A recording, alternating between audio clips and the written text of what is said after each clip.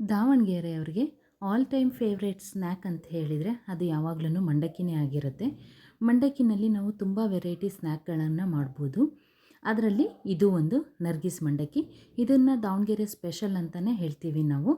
ಬನ್ನಿ ಹಾಗಾದರೆ ಇವತ್ತಿನ ವಿಡಿಯೋದಲ್ಲಿ ದಾವಣಗೆರೆ ಸ್ಪೆಷಲ್ ನರ್ಗಿಸ್ ಮಂಡಕ್ಕಿನ ಯಾವ ಥರ ಮಾಡೋದು ಅಂತೇಳಿ ತೋರಿಸ್ಕೊಡ್ತಾ ಇದ್ದೀನಿ. ನರ್ಗಿಸ್ ಮಂಡಕ್ಕಿ ಮಾಡಲಿಕ್ಕೆ ಮಂಡಕ್ಕಿ ಗರಿ ಗರಿಯಾಗಿದ್ರೇ ತುಂಬ ಚೆನ್ನಾಗಿ. ನಾನಿಲ್ಲಿ ಒಂದು 2 ಲೀಟ್ರಷ್ಟು ಮಂಡಕ್ಕಿನ ಬಿಸಿಲಲ್ಲಿ ಒಣಗಿಸಿ ಇಟ್ಕೊಂಡಿದ್ದೀನಿ. ನಿಮ್ಮ ಹತ್ರ ಗರಿ ಗರಿ ಆಗಿರೋ ಮಂಡಕ್ಕಿ ಇಲ್ಲ ಅಂತ ಹೇಳಿದ್ರೆ ಒಂದು ಪಾತ್ರೆನಲ್ಲಿ ಹಾಕ್ಕೊಂಡು ಲೋ ಫ್ಲೇಮ್ನಲ್ಲಿ ಒಂದು 4ರಿಂದ 5 ನಿಮಿಷ ಕೈ ಆಡಿಸ್ತಾ ಹುರ್ಕೊಂಡ್ರೆ ಅದು ಗರಿ ಗರಿ ಆಗುತ್ತೆ. ಆಮೇಲೆ ಅದನ್ನು ನೀವು ಉಪಯೋಗಿಸ್ಕೋಬೋದು. ಒಂದು 2 ಬೆಳ್ಳುಳ್ಳಿನ ಇಲ್ಲಿ ಜಜ್ಜಿ ಇಟ್ಕೊಂಡಿದ್ದೀನಿ. ಒಂದು ಸಣ್ಣ ಬೌಲಷ್ಟು ಶೇಂಗಾ ಬೀಜ ತೊಗೊಂಡಿದ್ದೀನಿ.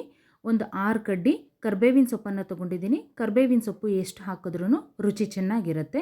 ಒಂದು 6 ಹಸಿಮೆಣಸಿನ್ಕಾಯನ್ನು ಹೆಚ್ಚಿ ಇಟ್ಕೊಂಡಿದ್ದೀನಿ. ಮತ್ತು ಒಂದು ಅರ್ಧ ಬೌಲಷ್ಟು ಹುರ್ಗಡ್ಲೆನ ತೊಗೊಂಡಿದ್ದೀನಿ. ಆವಾಗಲೇ ತೋರಿಸಿದಂತಹ ಎಲ್ಲ ಪದಾರ್ಥಗಳನ್ನು ನಾನು ಒಗ್ಗರಣೆ ಮಾಡಲಿಕ್ಕೆ ಯೂಸ್ ಮಾಡ್ತೀನಿ.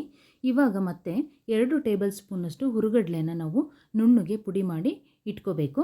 ನಂತರ 2 ಟೀ ಸ್ಪೂನಷ್ಟು ಸಕ್ಕರೆನೂ ಸಹ ಪುಡಿ ಮಾಡಿ ಇಟ್ಕೋಬೇಕು. ನಮಗೆ ಸಕ್ಕರೆ ಇಷ್ಟೊಂದು ಬೇಕಾಗೋದಿಲ್ಲ.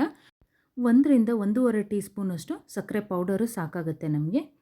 ಇಲ್ಲಿ ಒಗ್ಗರಣೆ ಮಾಡಲಿಕ್ಕೆ ಬಾಣಲೆನ ಬಿಸಿಗಿಟ್ಕೊಂಡು ಒಂದು 5 ಟೇಬಲ್ ಸ್ಪೂನಷ್ಟು ಎಣ್ಣೆನ ಹಾಕ್ಕೊಳ್ತಾ ಇದ್ದೀನಿ. ಈ ನರ್ಗಿಸ್ ಮಂಡಕ್ಕಿ ಮಾಡಲಿಕ್ಕೆ ಸ್ವಲ್ಪ ಎಣ್ಣೆ ಜಾಸ್ತಿನೇ ಬೇಕಾಗುತ್ತೆ. ಎಣ್ಣೆ ಕಾದ ನಂತರ ಇಲ್ಲಿ ಶೇಂಗಾ ಬೀಜನ ಹುರ್ಕೊಳ್ತಾ ಇದ್ದೀನಿ. ಶೇಂಗಾ ಬೀಜ ಮತ್ತು ಕಡಲೆನ ಮೊದಲಿಗೆ ಹುರಿದು ತೆಗೆದಿಟ್ಕೊಂಡ್ರೆ ಚೆನ್ನಾಗಿ. ಇಲ್ಲ ಅಂತ ಹೇಳಿದ್ರೆ ಒಗ್ಗರಣೆಯಲ್ಲಿ ಬೇಯಿಸ್ತೀವಿ ಅನ್ನೋದಾದರೆ ಅದು ಕಪ್ಪಾಗಿ ಹೋಗುತ್ತೆ. ಹಾಗಾಗಿ ನಾನು ಮೊದಲಿಗೆ ಹುರಿದು ಒಂದು ಬೌಲಿಗೆ ಟ್ರಾನ್ಸ್ಫರ್ ಮಾಡಿ ಇಟ್ಕೊಳ್ತೀನಿ.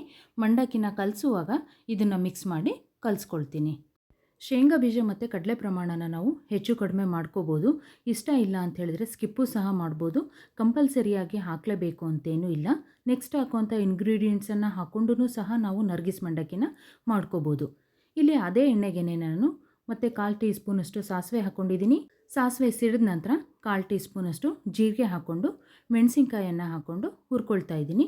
ಇಲ್ಲಿ ಮೆಣಸಿನ್ಕಾಯಿನಲ್ಲಿರೋವಂಥ ನೀರಿನಂಶ ಎಲ್ಲ ಹೋಗಬೇಕು. ಅಲ್ಲಿವರೆಗೂ ಚೆನ್ನಾಗಿ ಇದನ್ನು ಹುರ್ಕೋಬೇಕಾಗತ್ತೆ.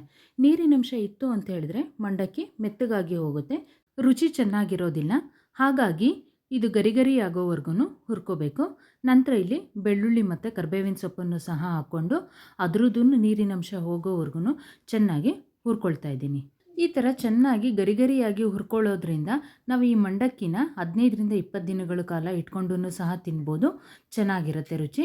ಹಾಗೆಯೇ ಮೆತ್ತಗೂ ಆಗೋದಿಲ್ಲ ಮಂಡಕ್ಕಿ.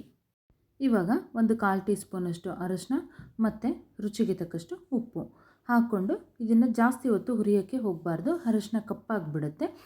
ಇದನ್ನು ಒಂದು 30 ಸೆಕೆಂಡು ಹುರ್ಕೊಂಡ ನಂತರ ಸ್ಟವನ್ನು ಆಫ್ ಮಾಡಿ ಮಂಡಕ್ಕಿನ ಸೇರಿಸ್ಕೊಳ್ತಾ ಇದ್ದೀನಿ. 1 ಟೀ ಸ್ಪೂನಷ್ಟು ಸಕ್ಕರೆ ಪುಡಿ, 3 ಟೀ ಸ್ಪೂನಷ್ಟು ಹುರ್ಗಡ್ಲೆ ಪುಡಿನ ಹಾಕ್ಕೊಂಡು ಚೆನ್ನಾಗಿ ಮಿಕ್ಸ್ ಮಾಡ್ಕೋಬೇಕು.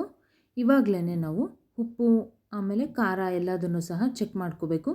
ಖಾರ ಕಡಿಮೆ ಆಗಿತ್ತು ಅಂತ ಹೇಳಿದರೆ ಇನ್ನೊಂದು ಪಾತ್ರೆಯಲ್ಲಿ ಸ್ವಲ್ಪ ಎಣ್ಣೆ ಹಾಕ್ಕೊಂಡು ಹಸಿಮೆಣಸಿನ್ಕಾಯನ್ನು ಹೆಚ್ಚಿ ಹಾಕ್ಕೊಂಡು ಅದರಲ್ಲಿ ಚೆನ್ನಾಗಿ ಹುರ್ಕೊಂಡು ಮಿಕ್ಸ್ ಮಾಡ್ಕೋಬೇಕು. ಎಣ್ಣೆನೂ ಇದಕ್ಕೆ ಸ್ವಲ್ಪ ಜಾಸ್ತಿ ಪ್ರಮಾಣದಲ್ಲೇ ಬೇಕು. ಎಣ್ಣೆ ಕಡಿಮೆ ಆಗಿದ್ರೂ ಸಹ ಇನ್ನೊಂದು ಪಾತ್ರೆಯಲ್ಲಿ ಬಿಸಿ ಮಾಡಿಕೊಂಡು ಅದಕ್ಕೆ ಸ್ವಲ್ಪ ಅರಶಿನ ಪುಡಿ ಹಾಕ್ಕೊಂಡು ಇದ್ರ ಜೊತೆಗೆ ಮಿಕ್ಸ್ ಮಾಡ್ಕೋಬೇಕು. ಇಲ್ಲ ಅಂತ ಹೇಳಿದ್ರೆ ಕಡಲೆ ಪುಡಿ ಹಾಕಿರೋದೆಲ್ಲ ತಳದಲ್ಲಿ ಕೂತ್ಕೊಳ್ಳುತ್ತೆ, ಮಂಡಕ್ಕಿ ಜೊತೆಗೆ ಹೊಂದ್ಕೊಳ್ಳೋದಿಲ್ಲ. ಕಾಫಿ ಟೈಮ್ಗೆ, ಟೀ ಟೈಮ್ಗೆ ಇದೊಂದು ಒಳ್ಳೆ ಸ್ನ್ಯಾಕ್ ಅಂತಲೇ ಹೇಳ್ಬೋದು. ಇದಕ್ಕೆ ನಾವು ಸ್ವಲ್ಪ ಹಸಿ ಈರುಳ್ಳಿ ಮತ್ತು ಕೊತ್ತಂಬರಿ ಸೊಪ್ಪನ್ನು ಹಾಕ್ಕೊಂಡು ತಿಂದರೆ ತುಂಬಾ ರುಚಿಯಾಗಿರುತ್ತೆ.